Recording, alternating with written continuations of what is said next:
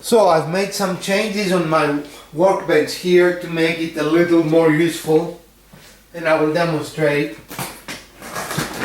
I added some features to allow a single person to operate the bench, and also I added some features to give me more electricity.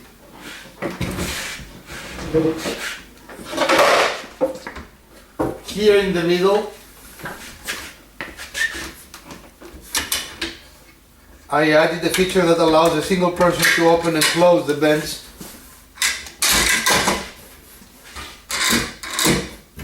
You can see that it can be supported by a single line, but it will not be really good to do any work.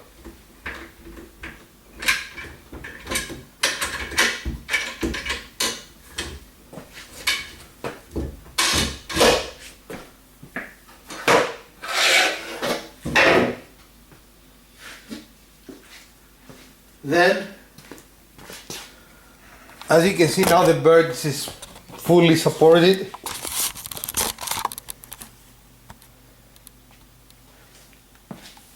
And a simple addition here, small piece of wood, allows me to secure the legs so a single person can actually operate it. And then I added a power strip here. I plan to add here a power outlet so I can plug the strip, and that will give me versatility when it comes to using tools. I keep all my organization above bench height, as you can see, and I will continue making improvements and letting you know how it goes. But I'm very happy with this bench. I've been using it a lot. These beans are very cheap. I bought them at Target for about $10. Are a decent size, and actually Target sells even larger ones that they are even more useful. Today, however, I want to spend the bulk of the video discussing tools. A lot of people talking about what tools they have, and of course there is always the good versus the bad tools, or cheap versus expensive tools, and so forth. There's a difference between an inexpensive and a cheap tool. This, for example, is a cheap tool. It has very little power, and I don't think I've used it more than 2 times. A lot of people do not like Ryobis. I like Ridgid a lot. I think they are a middle of the line tool. They are not necessarily professional grade, which only means that their cycle, the duty cycle, is not 100% or 90%.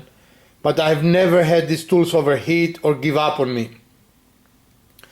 Black & Decker by a lot of people will be considered a cheap tool.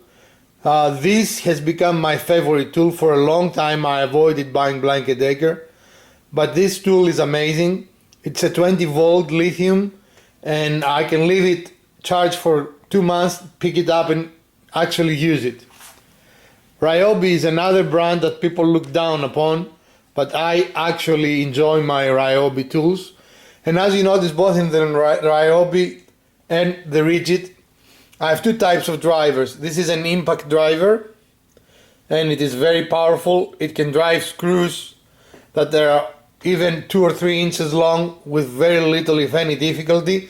And this is a normal keyless chuck driver, and I really enjoy it. The same with Ryobi. This is an impact driver, and this is a normal driver.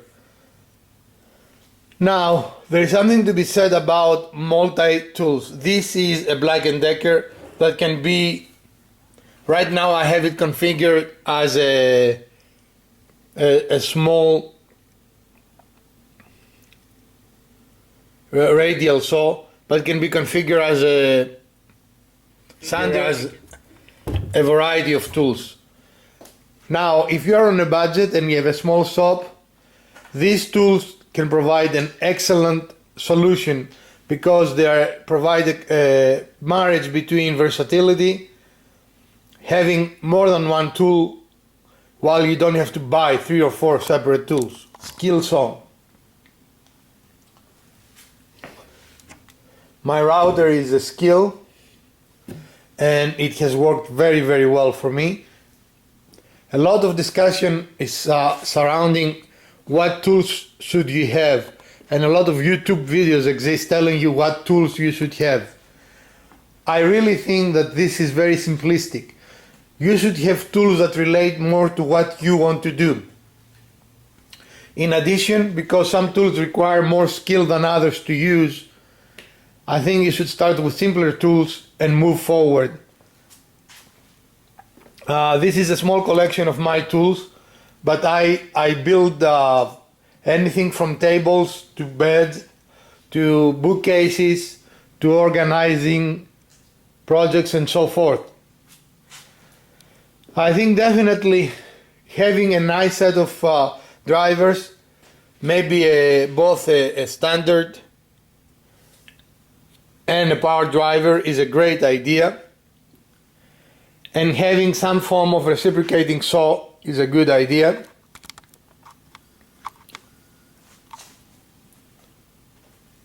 But past that, and a sander. Past that, you need to gain some experience learning tools before you continue. Routers are amazing tools, but they are not necessarily the easiest tools to use. So while a router is a great addition to any workshop, depending on your skill level, you may or may not be ready for a router, which potentially can also be a very dangerous tool. Everyone keeps saying how indispensable the table saw is to any workshop.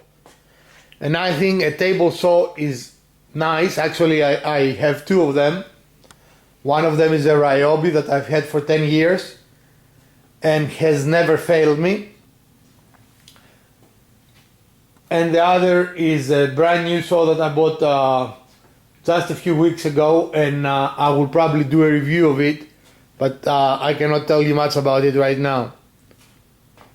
Definitely having a good set of measuring tapes of various lengths. The brand of the tape is not important. I tend to buy Stanley because they are inexpensive, but I also tend to buy different sizes. So I have a 30, which I very rarely use because it's very long, and then 2 12s. The 12s are good because they're useful for virtually every product. I know there are a lot of people that do not like Kreg jigs. I think they are wonderful tools, especially for the beginning woodworker, and they can provide nice solutions. For example, I have a set of shelves here, and while they are not completely held with Kreg screws, I most certainly use Kreg pocket screws to reinforce the shelf. I've never had a Kreg pocket screw fail on me,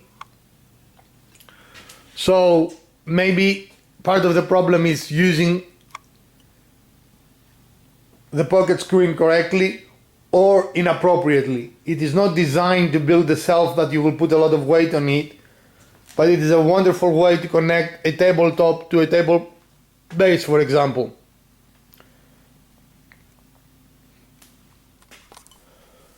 One of my favorite tools is this extension tool that allows you to use large pieces of wood on your table saw or chop saw. And what is really neat about this is that it has a series of ball bearings that allows the tool to be used in either direction without much worry, or if you're just working on long pieces, it can turn and have simply a roller. In fact, I like this tool so much that I intend to purchase a second one. I initially purchased it for an outfit assisting tool, but I think I'm going to put it on both sides of my table saw. While it is very nice to have huge extensions to table saws and chop saws. Unfortunately, if you work out of your garage like I do, that is not always possible. This tool really changes to go to virtually every height you want to match the height of your specific table saw or workbench, and it is very easy. There is no assembly is required. It's fairly inexpensive. I think it's either $29 or $39. And frankly, unless you've been in woodworking for years and you have a lot of scrap, the wood that you will buy to build some of those extensions that are so popular on YouTube will probably be more than that. In addition, this is my garage and I like to use it as my garage. Now there are some things that really worth building, and those are jigs like sled jigs for your table. They're indispensable when it comes to certain projects, and this is mine. I've chosen to put only one instead of two guides, and I chose to go with a metal versus a wood guide because the metal does not expand or contract and allows me much greater stability. This is of course a very common jig, and I plan to build a smaller one because I found out that when I really use a sled, I don't need something as big as this. So I will probably make a video on how to build it and how I build it a little different than most of the people. And I get very high accuracy without any of those techniques like the 5-cut method, and still get excellent results.